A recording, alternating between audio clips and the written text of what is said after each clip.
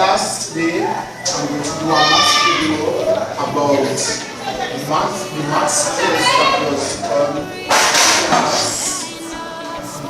right? Clearly, I don't see myself upon that Using the information given at the top, complete the frequency table below. So, for example, the weight 1 to 10, there are 3 weights in between, 3, 5 and 8. Let's cross it out so we would not get confused. So you can see 3, 5, 8, there are 3 numbers, so therefore the number of bags will equal to 3, and it is displayed as such. Now you have to continue the process for the rest. And there you have it, your completed frequency table. Using the information given at the top, complete the frequency table below. So, for example, the weight 1 to 10, there are 3 weights in between, 3, 5 and 8. Let's cross it out so we would not get confused. So you can see 3, 5, 8, there are 3 numbers, so therefore the number of bags will equal to 3, and it is displayed as such. Now you have to continue the process for the rest. And there you have it, your completed frequency table. Okay, these are class intervals, right? Now we're going to find the upper class boundary and the lower class boundary. To find the upper class boundary and the lower class boundary, you go up by 0.5 and the lower class boundary you go down by 0.5. Okay, let's do one first. Right? Yeah! Okay, let us do one first. Make sure that you understand. Right.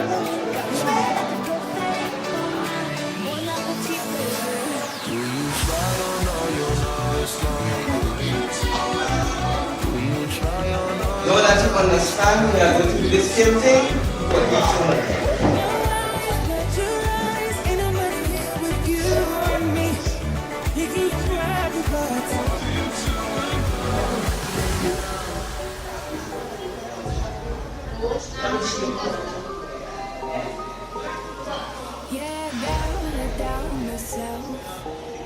And I'm too proud to ask for help. When you see me beside myself, I don't have to explain it, baby. bad for me, bad for me, bad for me. But I give in so easily, and no thank you. It's how it should have gone. I should stay strong. I'm on my way. I'm still Okay, there was a question pertaining to upper class boundaries. For the class intervals 21 to 30, we're going to do the same process that we did here. We're going to do it here. So that will be 21 here, 21 here.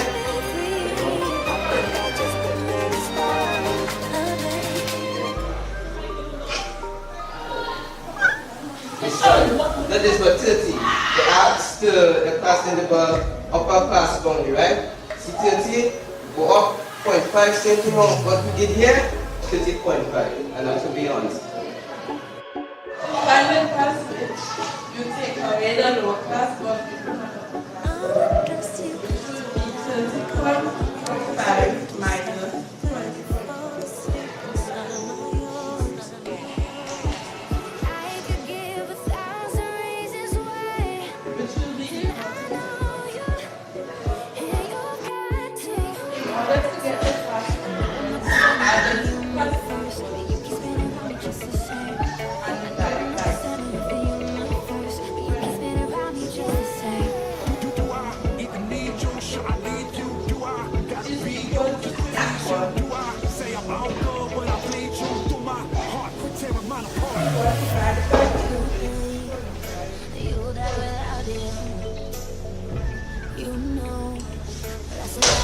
tell Then you yourself have to solve that. you fear that you lay alone forever now. To find the modal cost interval as an board, I'm doing the cost interval that appears the most, and that would be 31 to 40, whereas it appears 6 times. So the answer to this simple. Modal means mode, as seen. So the answer will be 31 to 40. The answer to the modal cost interval. This is the formula to find the mean weight of bags in grouped data. This is the sum of fx divided by the sum of f. F is equal to the number of bags and x will be the midpoint of the intervals. To find the midpoint, you have to add the two numbers and divide them by 2. So 1 plus 10 equals 11 over 2, which is equal to 5.5. And we do this to the rest of them.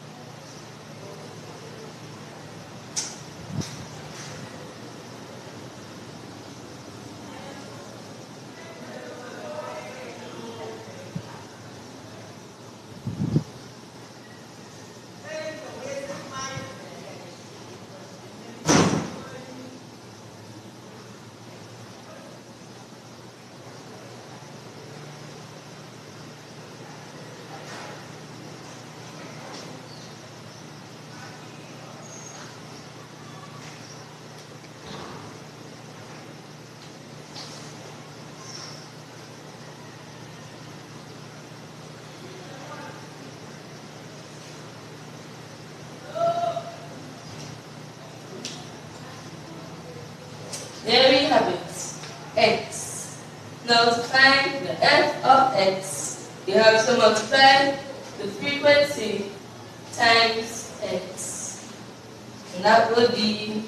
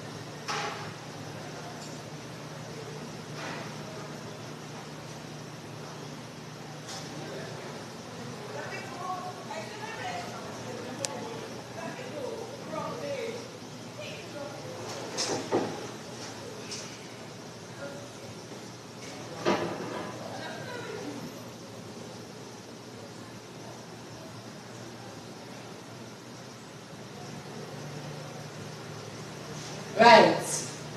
Now to find the mean weight of bags to be the sum of fx and the sum of f, which will be equal to this, all these answers added together, which is equal to 510, and all the frequencies added together, which will be equal to 20. Now, just put 510 over 20 and divide them, which is equal to 25.5. And this will be the mean weight of bags. Part D clearly states, on the grid provided using a scale of 2 cm to represent 10 kg on the x-axis and 1 cm to represent one bag on the y-axis, Draw a cumulative frequency curve to represent the data obtained in your frequency table. A cumulative frequency curve, otherwise known as an ogive, is formed by plotting the cumulative frequency, which will end up being the y-axis, against the x-axis, which will end up being the upper class boundaries of each class interval. In this case, the y-axis and the cumulative frequency is this. This is simply done by adding the frequencies together. And over here we have the x-axis, the upper class boundaries of each class interval. 10.5, 20.5, 30.5, 40.5 and 50.5. Note you must always start labeling your y-axis with the lower class boundary. In this case it will be 0.5. Then proceeding to 10.5 as shown in the graph. This is how your graph should look. Labeled x-axis, weight, y-axis, bags, and the numbers 1 to 20, and the lower class boundary, and the rest will be the higher classes. So we are going to start to plot our first point. We always start with the x-axis, which in this case are these over here. So on the graph we look for 10.5, we find 10.5, and we look for the corresponding cumulative frequency, which will be 3. So 10 to 3 will give us here. And you always outline your points that you find. And you do that for each one. When you are done plotting your points, and finish plotting your points, your graph should have looked something like this.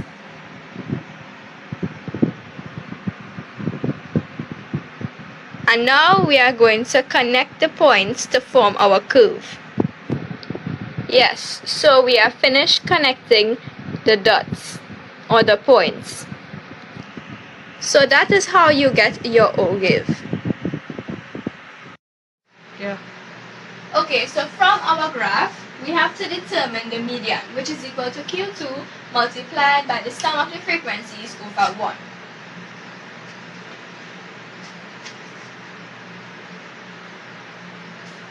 Over 4 multiplied by 20 over 1 will give us 10. So we have to come to our graph and look for 10 on the y-axis and draw a line completely straight across until it touches the curve, and then you come down.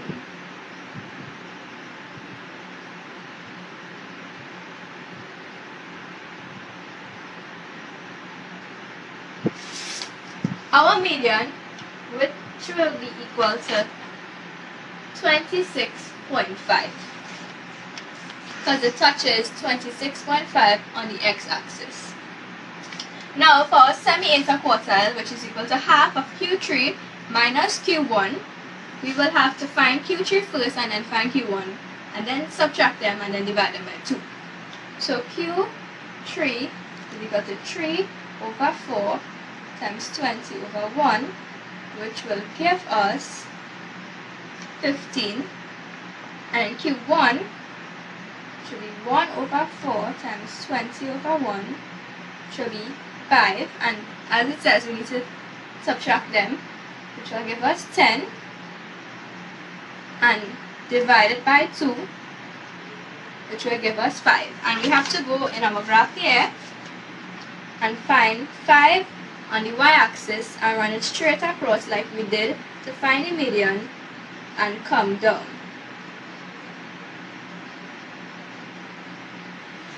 Which will be equal to 15.5. And there you have it, you have found your median and your semi-interquartile. Like, comment and subscribe. Bye!